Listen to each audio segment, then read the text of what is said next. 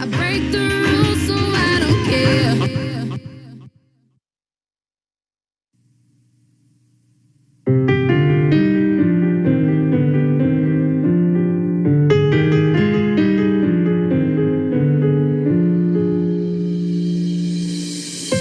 Feel it coming in the air, hear the screams from everywhere. I'm addicted to the thrill. It's a dangerous love affair. Can't be scared when it goes down. Got a problem? Tell me now.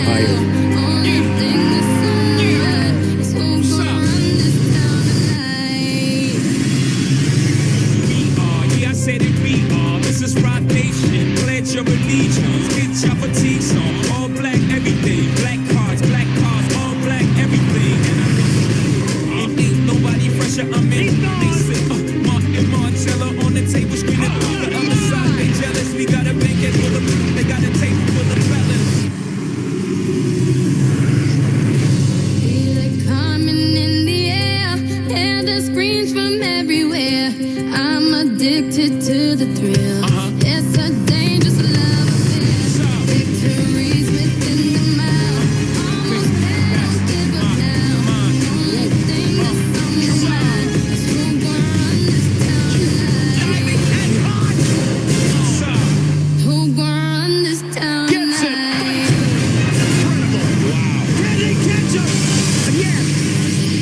Yeah.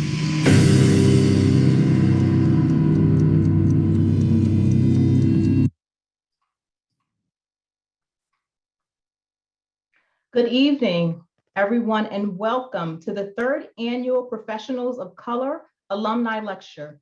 My name is Rashida Douglas, and I'm the Assistant Dean of the Minority Student Program at Rutgers Law School's Camden location. I thank you all for being here with us this evening. This webinar is a part of the Rutgers University Alumni Association's virtual event series, which offers Rutgers alumni and friends the opportunity to stay connected and hear from alumni and faculty members across the university. This evening, we are honored to have with us Dr. Randall Pinkett, co-founder, chairman, and CEO of BCT Partners.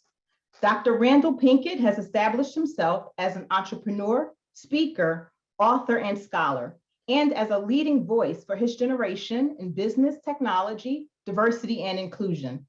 Dr. Pinkett is the founder, chairman, and CEO of his fifth venture, BCT Partners, a multi-million-dollar research, training, consulting, technology, and data analytics firm headquartered in Newark, New Jersey. BCT's mission is to provide insights about diverse people that lead to equity, and the company has been named to Black Enterprise's BE 100 list of the nation's largest African-American owned businesses. Dr. Pinkett has received numerous awards for entrepreneurial excellence, including the Congressional Minority Business Award, the National Society of Black Engineers Entrepreneur of the Year Award, and the National Urban League's Business Excellence Award. He is an expert in several areas relating to emerging technologies, big data analytics, social innovation, culture, diversity, equity, and inclusion. And he is a regular contributor on MSNBC, CNN, and Fox Business News. Dr. Pinkett is the author of Campus CEO, the Student Entrepreneur's Guide to Launching a Multi-Million-Dollar Business, and No Money Down CEO, How to Start Your Dream Business with Little or No Cash. And he is also the co-author of Black Faces in White Places, 10 Game-Changing Strategies to Achieve Success and Find Greatness, which was named one of the best books of 2010. He holds 5 degrees, including a BS in Electrical Engineering from Rutgers University, a MS in Computer Science from the University of Oxford in England, and an MS in Electrical Engineering, an MBA, and a PhD from MIT. Most notably, he was the first and only African-American to receive the prestigious Rhodes Scholarship at Rutgers University. He was inducted into the Academic All-America Hall of Fame as a former high jumper, long jumper, sprinter, and captain of the men's track and field team. And he was the winner of NBC's hit reality television show, The Apprentice. Dr. Pinkett was born in Philadelphia and raised in New Jersey, And Dr. Pinkett is a proud member of Alpha Phi Alpha Fraternity Incorporated in the First Baptist Church in Somerset, New Jersey, where he resides with his family, including a daughter and 2 sons. Dr. Pinkett firmly believes that to those whom much is given, much is expected. So throughout his endeavors, Dr. Pinkett places great emphasis on his desire to give back to the community. Please note that all attendees have been placed on mute for the duration of this discussion. If you have questions, please send them to me in the Q&A option at the bottom of your screen throughout the presentation. After Dr. Pinkett concludes his lecture, I will try my best to get to all of the questions that have been posed. It's now my privilege to turn the floor over to my good friend and family member, Dr. Pinkett. Thank you, Rashida, and greetings to everyone. Good evening to all those members of the Rutgers community and the extended community. It's good to be here. I want to say thank you to my cousin, my friend, family member, Rashida Douglas, for her presence, for her leadership at Rutgers, and for who she is and what she does, including the introduction, the very humbling introduction she offered just a moment ago. Thank you, Rashida, for all that you do. Also to Scott Owens, Caitlin Gashlin, Lindsay Stanton, Mary Claire Venuto, Margie Brinning, Baranato, to all those who've worked behind the scene and around the scene and in front of the scene to bring this event to fruition.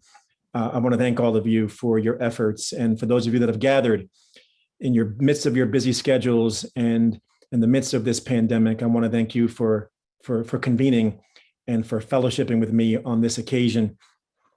It is not lost on me, and I imagine it's not lost on many of you, the events that transpired yesterday and the verdict in the murder of George Floyd is one that I take for granted is on the hearts and minds and spirits of each and every one of you, as it is on my spirit and on my mind. And so I saw it only appropriate that before I get into my remarks, that I'd like to pause for a moment of silence and a moment of reflection in the memory of George Floyd. As we all know, it's important to say the names of the lives that we've lost so that we don't forget them.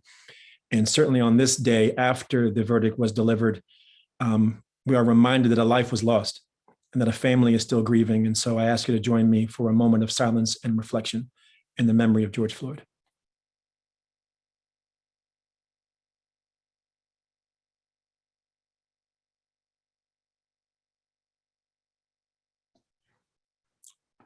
Thank you. And so the title of my remarks is Beyond the Glass Ceiling, New Strategies for a New Generation of Professionals of Color. And I'll be drawing a bit from some of the writings I've done in my last book, Black Faces in White Places, where I interviewed dozens of professionals of color to understand the strategies that they've used to be successful in navigating environments where they are still underrepresented, but still maintain a sense of who they are. And I want to begin by making a statement that will undergird everything I will share with you today. And that statement is, I believe that the glass ceiling is no longer a relevant metaphor for the 21st century. Now, perhaps that sounds alarming to some, but for more than 30 years, since 1986, the term the glass ceiling has been the established, longstanding proxy for all things having to do with advancement for women, professionals of color, and arguably, it's one of the underlying reasons why this Professionals of Color lecture series even exists and why we are here today to talk about how we break through the barriers that still exist and still persist. But I believe the metaphor of glass ceiling is outdated. And that's not to say that the barriers don't exist, but rather to say the metaphor itself of glass and ceiling is outdated. I'll come back to that, which prompts me to ask each and every one of you the following question. If we were to go back and ask ourselves the question, what was the ultimate goal of defining and endeavoring to shatter the glass ceiling in 1986? What was the goal for corporations, universities, nonprofits, and their employees alike? when we collectively began to undertake specific strategies to shatter the glass ceiling, what was the goal? Like, what was the vision? What was the hope for the future? For example, was it ultimately to have professionals of color get good jobs with a high income? Was that the goal? Was the goal for professionals of color to be represented at the executive levels? Was that the goal? Was the goal for professionals of color to be proportionally represented in the workforce? Was that the goal? Was the goal for professionals of color to build wealth in their communities? Was that the goal? If we could go back and talk to professionals of color in 1986 and ask them, what do you want to see accomplished 10, 20, 30 years later, meaning today, what would have been their answer? And more importantly, what is your answer? What do you hope to see accomplished 10, 20, 30 years from now based on our efforts today for professionals of color? I'm going to answer that question, or at least give you my answer, my thoughts on the question of what I hope to see 10, 20, 30 years from 2021. But before I talk about where I believe we need to go or where we're going, let me talk about where we've been with respect to the glass ceiling. From 1986, when the phrase was coined, we can look ahead to 1995, 12 years later, when the US Department of Labor established the Glass Ceiling Commission to begin to marshal the country's resources in understanding and addressing this issue. Yes. And at that time in 1995, professionals of color made up 2.5% of senior level positions in Fortune 1000 companies. But certainly a lot has changed since 1995. Today, professionals of color, or rather minorities or underrepresented minority groups, now have greater representation in our society than ever before. 40% of the US population today consists of Hispanics, Latinos, African Americans, Asian Americans, Pacific Islanders, Native Americans, Alaskan Natives, 40%. And according to the US Census, those so-called minorities will be the majority of our country by the middle of this century.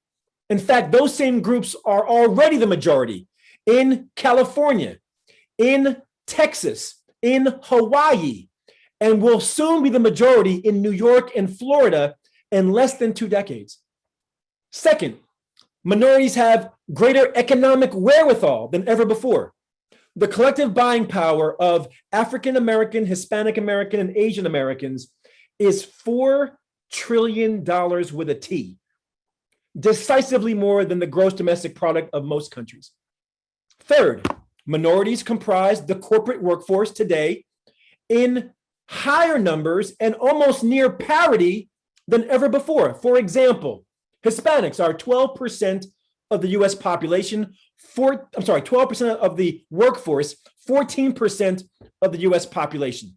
African Americans, 12% of the population, 11% of the workforce. So we're talking about near parity. So a lot has changed. In fact, for the generation of professionals of color within the sound of my voice, you are better educated, better equipped, and better prepared than any generation before you. You have top credentials from top schools like Rutgers, and you graduated with top grades. Some of you magna cum laude, others summa cum laude. Just a few of you, thank you, Lord, but you made it through. You know what it's like to be perceived as if you speak for the entire community of color. If you're late, we're all late. If you fail, we all fail. If you're wrong, we're all wrong. But if you're right, you're the exception. At times, you've had to work twice as hard, be twice as good, overcome twice as many obstacles as some of your counterparts just to be considered equal. But that's never held you back. Why? Because you are well educated, never duplicated, rarely replicated, quite sophisticated, and very much appreciated for all you do for our communities. You are modern day Jackie Robinsons, modern day trailblazers, perhaps in a less prominent but equally important way. And you are professionals of color. In other words, your game is tight. You work day and night. You can seldom be wrong. You've almost always had to be right, which makes you like a bright ray of light, or perhaps a rising star about to take flight. In fact, I'm here to say to you that you are simply out of sight. Why? Because you've proven over and over and over again that you can overcome any plight. To obstacles and barriers, you break through with tremendous might. And to sore eyes in our communities, you are a very welcome sight. That's why you keep rising and rising and rising like the wind beneath a kite. So I say to you, what a guy named JJ said on an old show called Good Times, that you are dynamite. Dynamite. Yes, I said it. That's right. And so a lot has changed. Somebody's laughing right now. I know you're laughing. So a lot has changed since 1995. And it is because of all of you. And these kinds of lecture series and these efforts, you are a new generation in a new era with new opportunities.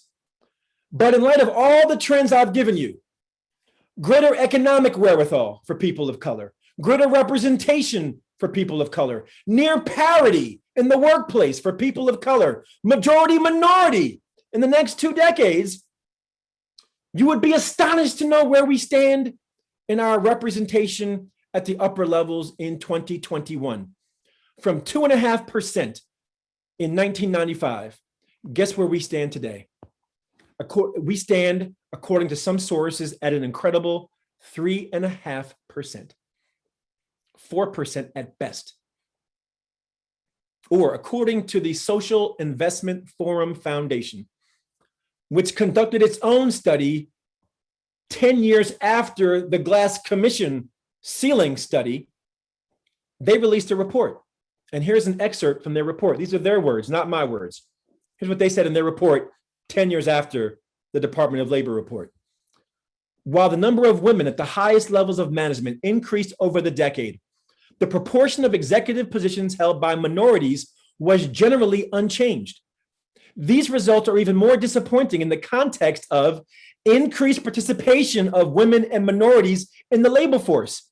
There is ample additional documentation that 10 years after the Glass Ceiling Commission report, progress toward eliminating glass ceiling barriers has been modest at best, which partly explains why I am arguing that the glass ceiling metaphor is outdated. Very little has changed.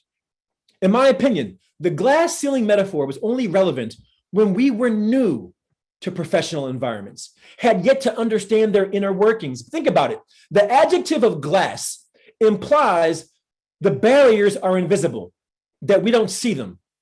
But we know the barriers. We've experienced the barriers, and we've studied the barriers.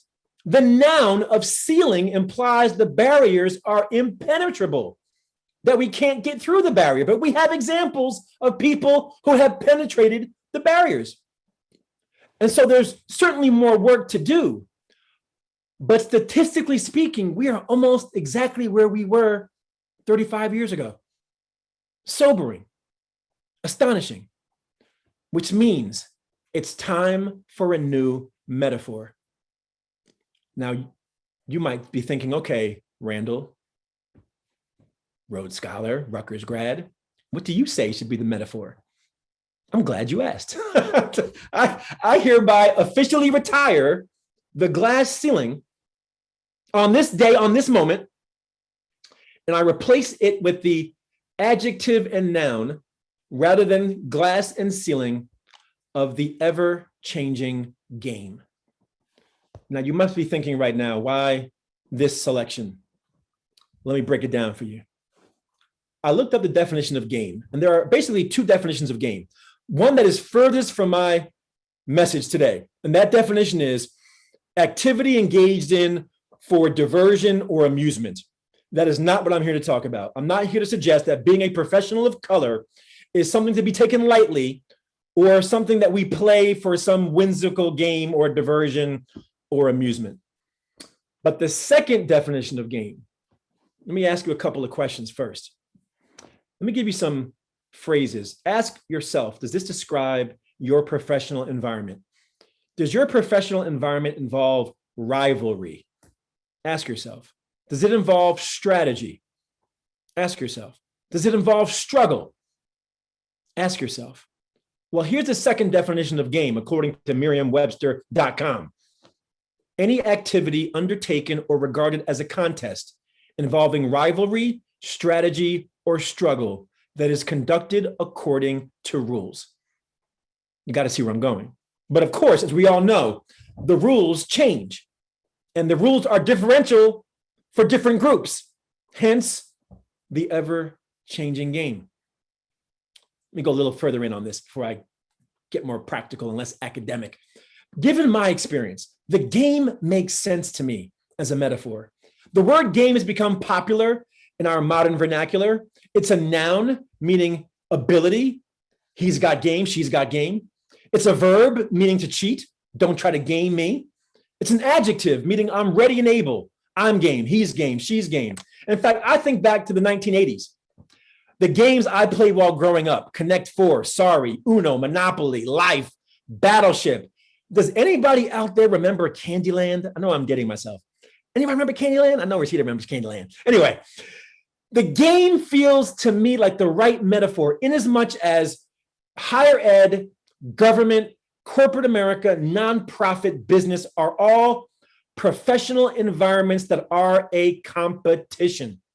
And sometimes a fierce competition, just like those games on your screen were a fierce competition. In fact, I know some friends who've lost their best friend over a game of spades or Monopoly or Bidwist or Scrabble. It's a competition. And to the extent that it is an ever-changing game, here's a quote from my book from Bruce Gordon, who was the president of the NAACP, the National Association for the Advancement of Colored People. Here's what he said, the following. Whatever you choose to do, you will end up playing in one game or another. You may play a corporate game. You may play an education game. You may play a health game. You can play any game. But if you want to be successful, you need to understand the rules and the subtleties of that game. Take it seriously. It's a serious game. My last point on this, I'm going to move on to strategies. The glass ceiling conjured the metaphors of the ladder and individuals climbing the ladder to break through the ceiling. The ever-changing game conjures the metaphors of a playing field, a game, and teams that work together to level the playing field. I like that. I like that. And so if you agree that we're competing in an ever-changing game, or whether you disagree, but you will agree with this, the challenges and opportunities for this generation of professionals of color are different than the ones from the last generation. And if you are a new generation in a new era with new opportunities, that means you need a new mindset. A mindset that thinks the way that an entrepreneur thinks. Follow me. A mindset that says, rather than trying to break through a glass ceiling, competes to win in an ever-changing game. Because it is entrepreneurs, or if you work for an organization, they call it intrapreneurs, that seek to be creative in how you optimize the right resources for the right need at the right time. Now I will get practical. 3 major areas I want to talk about, my friends, in the context of the glass ceiling, and the following are the 3, or rather the ever-changing game, I should say. Career management, networking, and mentoring. I want to take each of those in that order, but let me begin with the foundation. The foundation of what I'm here to talk about is that if you are a professional of color and you want to be a game changer, you want to reach the upper levels of your industry or your field and not lose a sense of who you are, you have to begin this journey with a strong sense of identity, a strong sense of who you are, and combine that with a solid sense of purpose, where you're going. These are the essential tools to navigate environments where you see very few reflections of yourself. Identity speaks to who you are. Purpose speaks to where you're going. Identity is your anchor. It grounds you. Purpose is your compass. It guides you. Identity is your base. Purpose is your bearing. Identity keeps you grounded. Purpose keeps you going. These are the foundations of professionals of color who aspire to achieve. And old school glass ceiling thinking suggested that to navigate the professional world, you should assimilate when you are one of the few or the only one in your organization. But the new school, ever-changing game that I've just declared soundly rejects that notion and suggests that all the things that make you you are the things you should hold on to dearly. In other words, don't assimilate, celebrate, rejuvenate, motivate, I don't know, roller skate, but certainly integrate and participate, but resist the proclivity to segregate all of who you are from all of what you bring to where you work and where you live. In other words, know who you are. See your culture, your identity, all the things that make you beautiful as an asset and not a liability. Because without a strong identity, when stereotypes and prejudice and discrimination arise, without a solid identity and purpose, you are a leaf in the wind. They say you can't do it, you buy it. They say it's never been done, you believe it. But when you hold on to who you are and where you're going, you have the blessing of looking back 20, 30, 40 years from now and looking in the mirror at who you are and being proud of what you see. Don't ever compromise who you are. People who know who they are people who succeed and don't lose sense of where they came from. So now let me get into the three areas. First, career management. Old school glass ceiling thinking is that to advance your career, you should subordinate your interests and your passions for the needs of your organization. Take one for the team. But if you've read one of my favorite books by Ellis Coase called The Rage of a Privileged Class.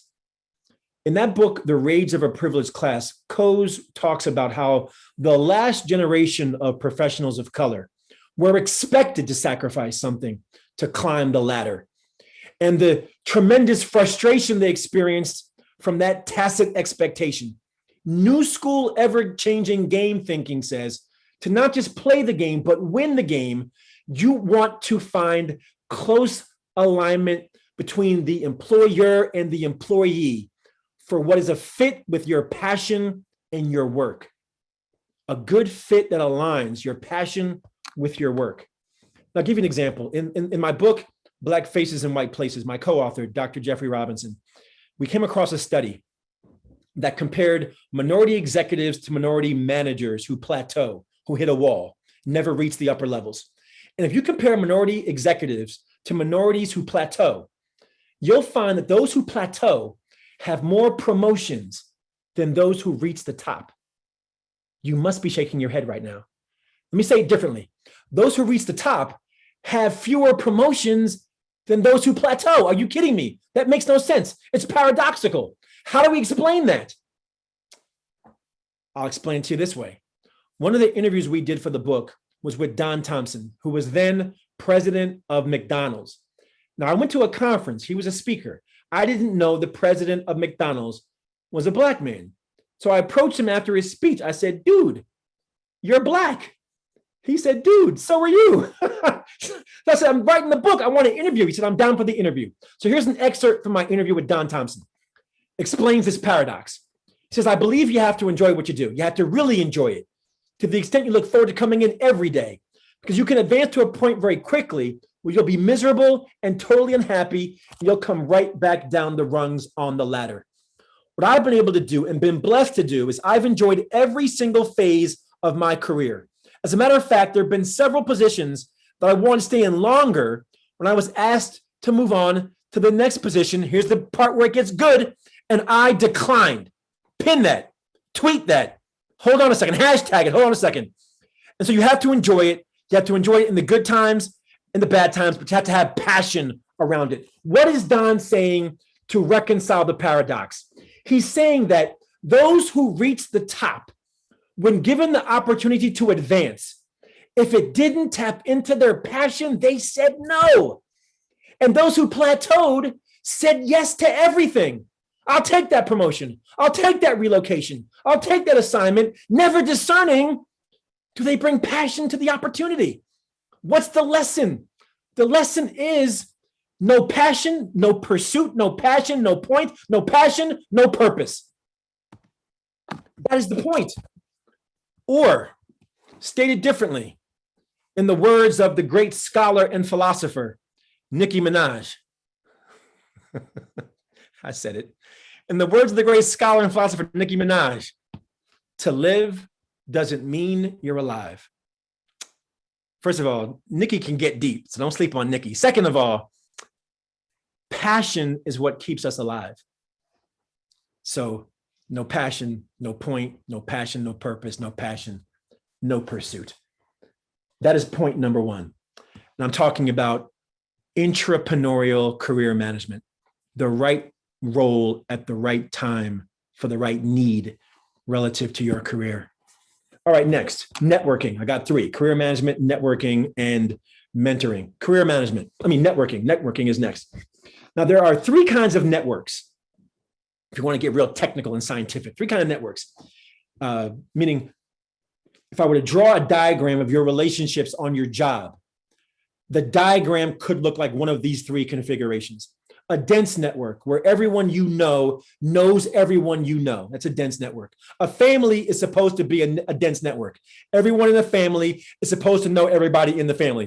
It doesn't always go down like that. That's how it's supposed to be. Second, sparse network, where everyone in your network does not know everyone in your network. They're not connected. It's a sparse network. Third is a borrowed network, where most of your contacts were brokered or introduced through a second party. Your manager introduced you to 50 people, and so you're borrowing your manager's network. That's a borrowed network. And so old school glass ceiling thinking suggests that to advance in your career, you want to have a sparse network, relationships across different departments and divisions who may not be connected. But the new school ever-changing game thinking suggests that there are occasions where you want a dense network, you want a borrowed network, and you want a sparse network. In fact, studies have found that in your early career as a professional of color, you are best served by a dense network. Why? Because early in your career, a dense network grounds you in your technical functional area, and it also gives you credibility because you're surrounded by people who know you and who know each other and can vouch for you, nurture you. Mid-career, professionals of color are best served, studies have found, by a borrowed network, not trying to establish connections with people who are more influential directly, but rather brokering those connections through a second party, a manager, a mentor, a supervisor, because it's better to go through somebody who knows people in power than for you to try to go to those folks go to them directly. It's like if I'm trying to get to Obama, do I go to him direct or somebody who knows him? Of course, the latter. And so then latter stages, studies have shown professionals of color are best served by a sparse network because now your relationships across divisions and departments and units and the like can benefit you in terms of how you can capitalize on bridging gaps between disconnected parts of the organization. And so what I'm talking about here is intrapreneurial networking, the right network for the right need at the right time. Third and finally, we talk about mentoring.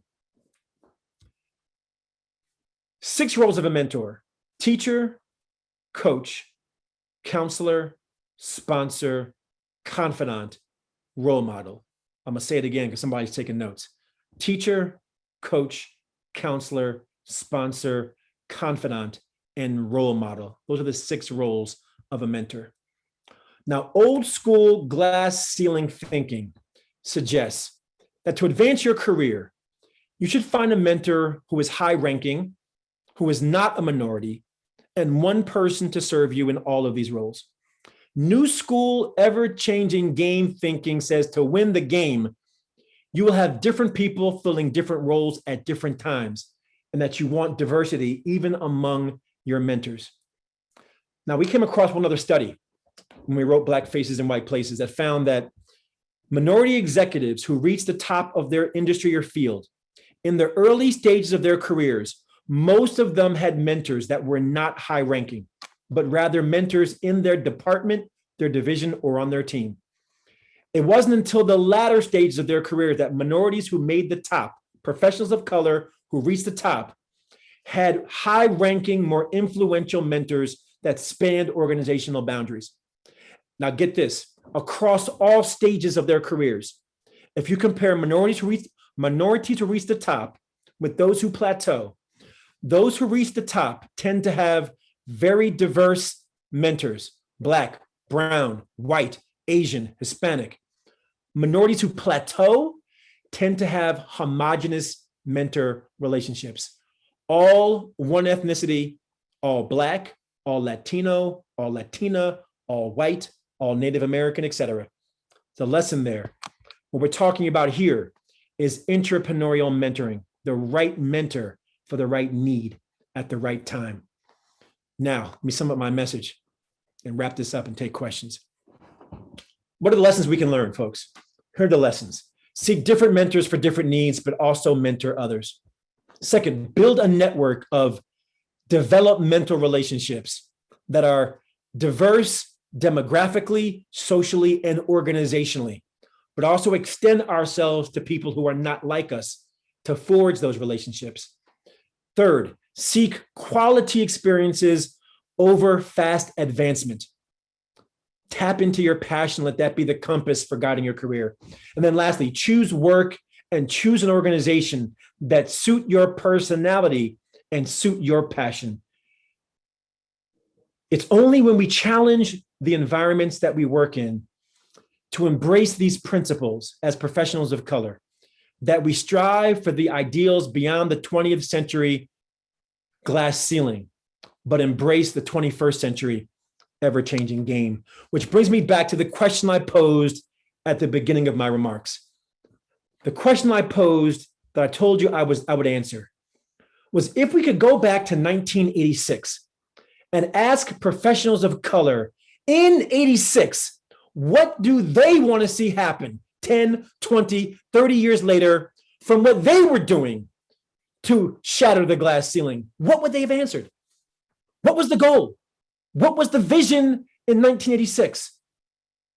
But more importantly, I asked you to think about, what's your answer here in 2021? What do you hope happens as a result of our efforts today?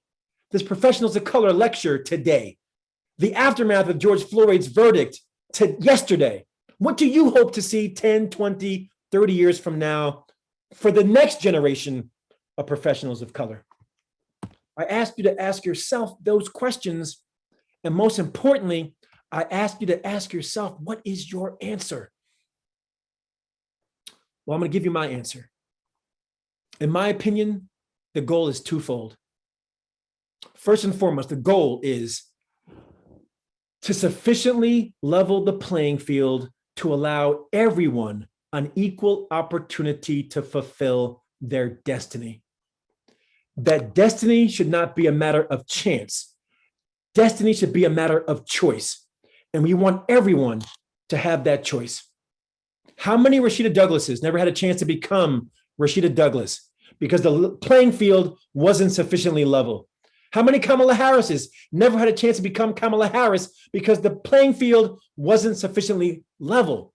How many President Holloways never had a chance to become a President Holloway because the playing field wasn't sufficiently level? The tragedy here lies in the sobering reality that destiny, unfortunately, is a matter of chance, yet and still to this day.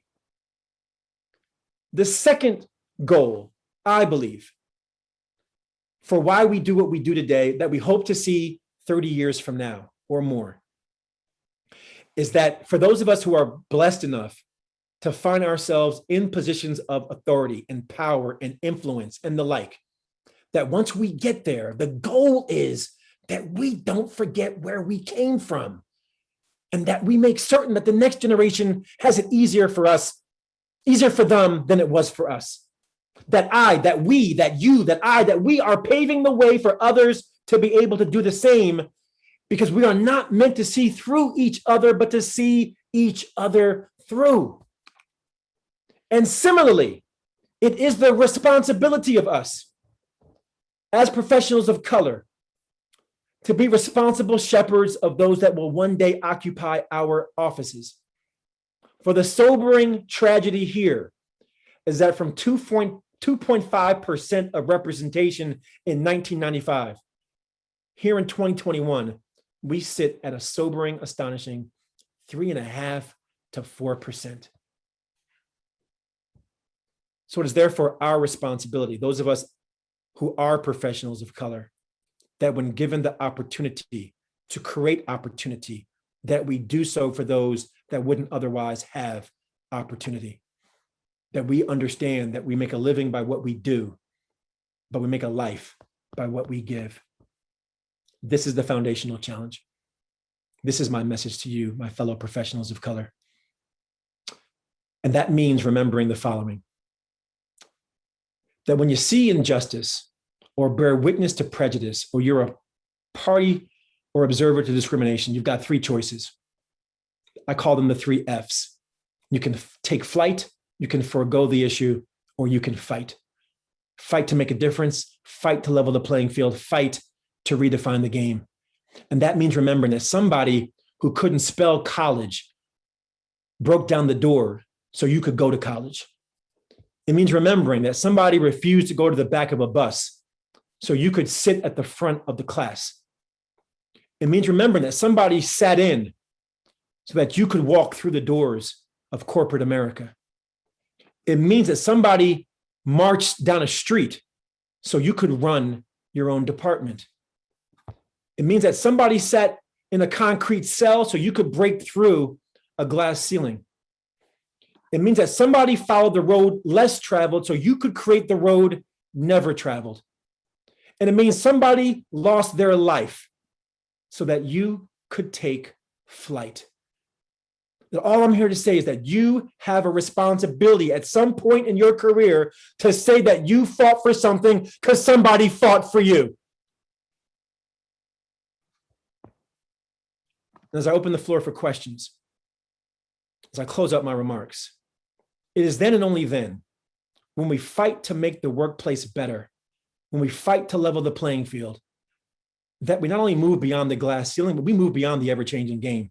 Or stated differently, it is then and only then that those of us who've got game can make sure there's a young person who's got mad game, that nobody tries to run game on their game, that they will have an equal opportunity to learn the game, play the game, master the game, and win the game because we redefined the game, such that when that young person grows older and finds himself or herself on the first day of their job walking down the hallway and somebody steps to them and says to them, "You got game?"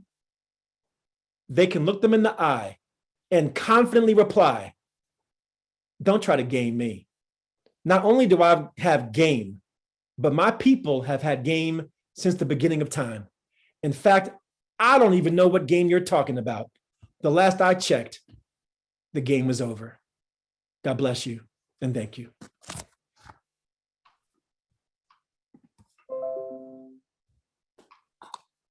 Thank you so very much. Randall, you always give such provocative, inspiring, and empowering words. And I have been so fortunate to hear you speak, and each time I am taking notes and I definitely refer to them on my own journey. So thank you again for sharing such courage and words of wisdom with us this evening. I'm going to go to the Q&A right now. We have a lot of great questions that rolled in during your lecture. The first question is from Tukes. As a consultant, how do you handle when you identify bias in a potential client? What determines whether you move forward with that contract? Do you call the potential client on it? Great question. It goes back to those three Fs.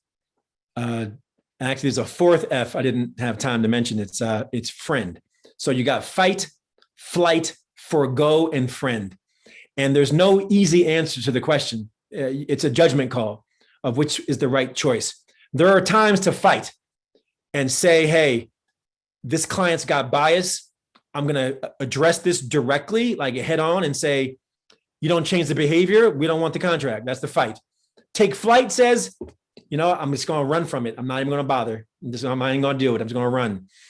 The forego says, I know this is an issue, this bias I'm seeing, but I don't have enough power or influence to address it right now. I'm going to forego it, and I'll try to address it later. But the friend option suggests this whole idea of, rather than calling people out, calling people in with compassion. and saying, you know what, let me pull them aside and say, maybe we can have an offline conversation. So, you know what, I got some concerns here. Like I'm seeing some bias enter into this conversation, this negotiation, this dialogue. Can we try to work this thing out? Because I really want to make this work and I want to do this business with you. So all four are legitimate options. I'll add one last caveat. Depending on the depth of your relationship with that person, the more likely the friend option will be successful. Because if they're a stranger, they might just look the other way. If they're somebody you have begun to get to know, they may be more receptive to the friend option. Wonderful, thank you. And so the next question, it really kind of goes to what you've said, and you said this repeatedly, to whom much is given, much is required. This question asks, how do you mentor others when you feel that you are more in need of a mentor yourself, or you don't quite feel qualified to mentor others? I love the question because it gives me an opportunity to say something that everybody should hear. You can be a mentor at every single stage of your life, because the measure of mentorship is not age, it's wisdom. What's wisdom? Wisdom is knowledge plus judgment. I call that book smarts and street smarts. Knowledge is the book smarts. Judgment is the street smarts. And once you've acquired any knowledge and judgment, you can share that with somebody else. Like there's this whole idea of reverse mentoring, like a young person or a lesser experienced person mentoring somebody more experienced. Like I've learned a lot about social media from younger people. Right. I've learned a lot about technology and what's happening in the world from younger people. They keep talking about the shade room. Like, what's a shade room? They get their news from. So there's always something you can learn from somebody else, and always something you can teach to somebody else. So don't underestimate the opportunity for you to be a mentor to somebody who just simply knows less than you about something. That's all mentoring is about. Yes, absolutely. Excellent advice. The next question is, what is the best way to pursue a mentor? How have you gained favor, and it is favor, with high-ranking executives where you did not have a personal connection? It gets back to that idea of a borrowed network. I got a little technical in that segment, but the basic idea is it's better to go to somebody you know than to go directly to somebody you don't know. So in answer to the question, think about who are the people that you could have ready access to? Rutgers alums, for example, people at your place of worship, a former manager, teacher, professor, etc., and ask them, is there anyone that you know that I should go meet, that you could connect me to? Because by asking them to borrow their network, again, the borrowed network, your entree to that conversation is, oh, Rashida sent you? Or I'm gonna take care of you. Randall sent you? Okay, I got your back. Versus off the street, cold call, like I don't know you from, Joe Biden. So think about who is in your immediate circle and then begin to filter out, asking this simple question: who would you recommend I connect to? Because here are the things I'm trying to accomplish. And they will then work for you to get you to people that serendipitously or organically may end up being a mentor. Excellent. Thank you. Now, I'm going to shift gears just a little bit on from the mentoring questions. Someone has asked, what does the work-life balance look like for ambitious Black professionals? We hear a lot about burnout now, exhaustion, especially in light of the pandemic. How do we as Black professionals excel on the job without overcompensating? Yeah, I've come to accept that. This is just me. I'm going to keep it, is that I've never achieved work-life balance. I've just had different moments of imbalance. Like some weeks, it's all about the family. Like, the work is on the table and I'm falling behind on emails because I'm running to basketball games and far out locations. And I'm like, the work just suffers. Then the next week, like my kids don't see me. Like, where do you go? Because I'm in the office. I got work to do. I got to pay the bills. So I have moments of imbalance. And that's real. It ebbs and it flows, and you hope that what is the guiding principle is what are your priorities? So at the end of the day, push will come to shove. You got to ask yourself what ranks first. And that's got to be what is the deal breaker. You know, you can be a public success and a private failure, right? So you have to do the soul searching to say, what am I willing to sacrifice for my career, juxtaposed against the other ambitions I have for my, personally and professionally. And I think what it really looks like is exactly what I described. Moments of imbalance where you got work that's all over you, you got family that's all over you, you got, self-care to take care of yourself that you got to make sure you're mindful of. So figure out what's the top priorities. For me, it's faith, family, and finance. In that order. Finance for the family. Yes, absolutely. No, very sage advice. Thank you for that. And so the next question, and this is something that we're hearing so much about with unconscious bias and implicit bias. The question is from Clive Davis. Clive asks, how do we confront and overcome unconscious bias while navigating the ever-changing game? We know leaders are more apt to mentor and groom those who remind them of a younger version of themselves. Yeah, great question. Is that Clive, who was one of my classmates? That is, shouts to you, Clive. I see you, brother. I see you. Shout to Rutgers. Hold on a second. Watch this. There we go. That's that Rutgers right there. That's right. That's that Rutgers right there. I don't have my R. That's right. That's right. That's right. Are you rah-rah? So Clive hit on an important point. We all have what some would describe as an affinity bias, a bias to want to be around people who are like us, and also look more favorably on people who reflect our identity. And that's one of the barriers to advancement for professionals of color, is that majority professionals in positions of power often seek out individuals to mentor and sponsor who are reflections of themselves. And so it's a self-perpetuating prophecy that they keep recreating that same reality in the managerial and executive ranks. I think part of the way that we break through that dynamic are three ways. First is formal mentoring programs, where you are taking a senior executive and assigning them to mentor somebody formally, because it might be more difficult for them to make that relationship otherwise. Second is holding leaders accountable for meeting diversity, equity, and inclusion goals and tying it to their compensation. They don't meet the goal, they don't get the bonus, they don't get the money. So if our representation numbers are not where they should be, you don't get paid a portion of your compensation. And then third is, we do a lot of work on DEI at BCT Partners, my firm, is creating cultures of inclusion that are helping to break down the barriers of people connecting with people who are different than them. So I'm talking about courageous conversations. I'm talking about training on unconscious bias. I'm talking about allyship and how people can advocate for others who may be underrepresented. All of that cultural transformation under the diversity, equity, and inclusion banner. We need all of that, and we need more of it.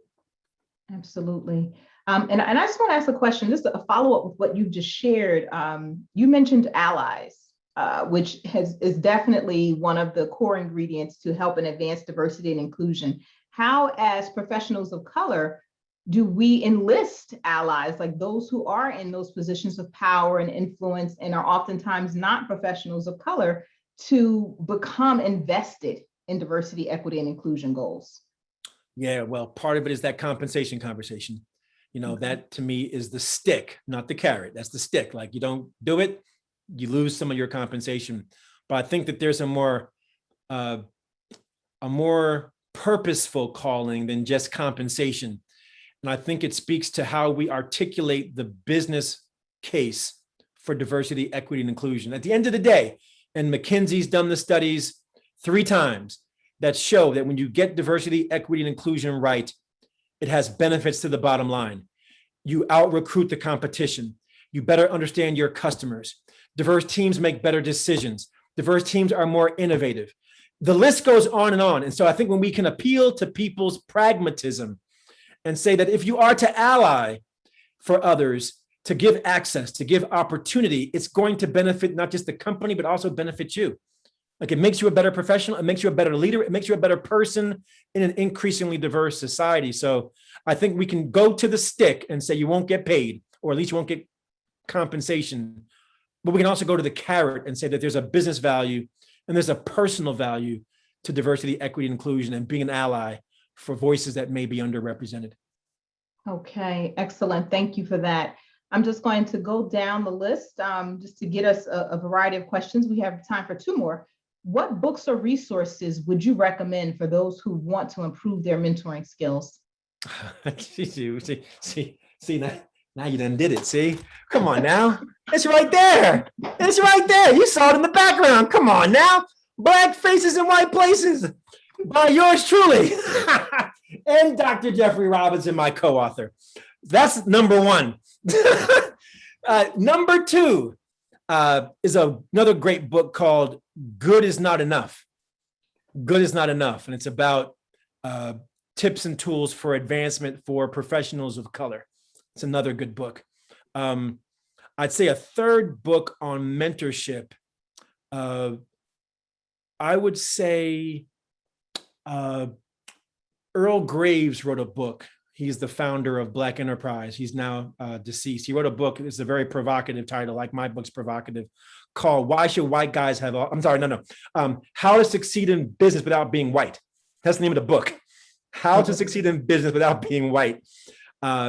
Great book as well on strategies for mentoring. And I'll add one more, George Frazier's Success Runs in Our Race, the complete guide for networking. So I'd add those 4. Black Faces in White Places, Good is Not Enough, How to Succeed in Business Without Being White, and then Success Runs in Our Race. I'd offer up those 4. Excellent. Now, this is the last question.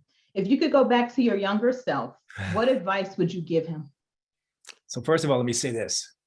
This month I turned 50. That's right, y'all. 50, 50. That's right. Or is it 50, depending on how your Zoom is organized. So I've been reflecting on what was my younger self, because, you know, at 50, you can no longer claim to be young. Like, you just officially grown. You're officially grown. There's no ambiguity about it. You're grown. Really grown. So my advice to my younger self would be very simple.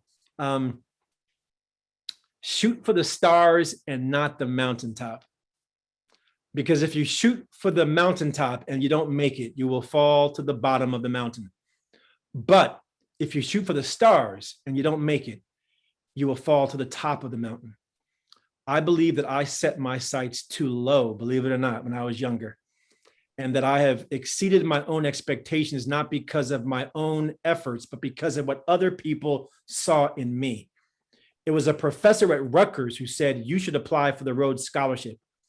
It was Zahara, Rashida's cousin, who said to me, you should apply for The Apprentice, when I had never considered. So people saw things in me that I had never seen in myself. And as a result, I've exceeded my own expectations. If I could go back to my younger self, I'd say, dude, don't wait for somebody to set the bar high for you. Set the bar high for yourself. And that would be my best advice to my younger self. Thank you. You have shared so much tonight, and I appreciate you for taking time to join us this evening.